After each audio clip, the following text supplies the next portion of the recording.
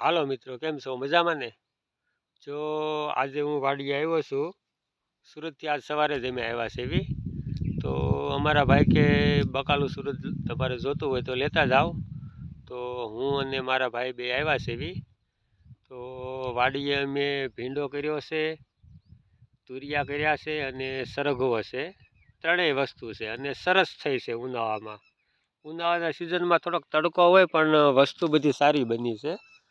તો અમારા ભાઈ કે હાલો પહેલાં આપણે ભીંડો વાડીએથી ઉતારી આવી.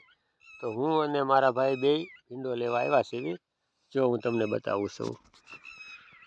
જો અમારા ભાઈ છે ને એ ભીંડો ઉતારે છે. સરસ સરસ ભીંડો થઈ ગયો છે. ઉનાળામાં હમણાં થોડુંક વાવાઝોડું આવ્યું હતું તો થોડીક 7-8 દિવસથી પાવર નથી આવ્યો એટલે આ ભીંડાને પાણી નથી મળ્યું.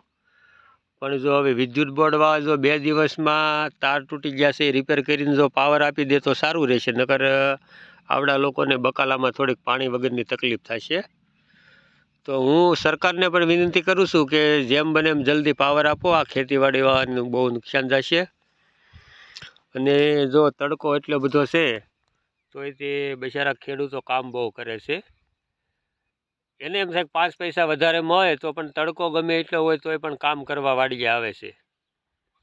તો જો અત્યારે એટલો તડકો છે પણ તોય મહેનત પૂરી કરે છે. આખી અમારી આ વાડી છે. ભીંડો છે, ઓલી બાજુ તલ કર્યા છે ને પછી એક ખેતર થોડુંક દૂર છે ને ત્યાં અમારે તુરિયા કરેલા છે. તો તુરિયા પણ હમણાં લેવા જઈશું. તો મિત્રો બ્લોગમાં બન્યા રહેજો. હમણાં અમે તુરિયા ઉતારવા જાવી ને એ પણ હું તમને બતાવીશ. Bye bye.